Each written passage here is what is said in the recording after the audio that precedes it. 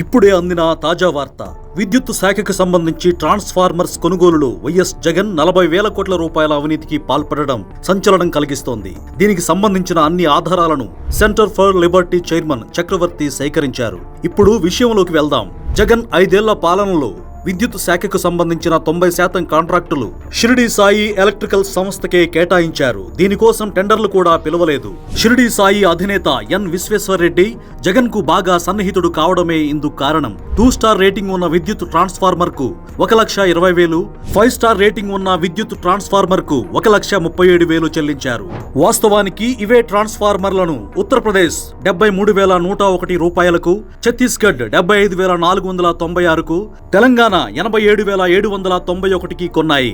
జగన్, విశ్వేశ్వరరెడ్డి కలిసి ఇలా అవినీతికి పాల్పడడానికి ఆ సమయంలో APSPDCL chairman and managing director గా పనిచేసిన సంతోషరావు బాగా సహకరించారు. ఇష్టానుసారంగా వ్యవహరించి కాంట్రాక్టులన్నీ షిరిడి సాయి ఎలక్ట్రికల్స్ కు లభించేలా చూశారు. దేశంలోని ఏ విద్యుత్ పంపిణీ సంస్థలోనూ ఇంత భారీ అవినీతి జరగలేదు. ప్రస్తుత కూటమి ప్రభుత్వం సంతోషరావు పదవీ కాలాన్ని పొడిగించినప్పటికీ అతని వ్యవహార శైలిపై నివేదిక అందడంతో వెంటనే తొలగించింది. అంతేకాదు, డిస్కంలు కూడా 1,200 కోట్లతో 11 లక్షల వ్యవసాయ మీటర్లను కొనుగోలు చేసి ఒక్క మీటర్ కూడా బిగించలేదు.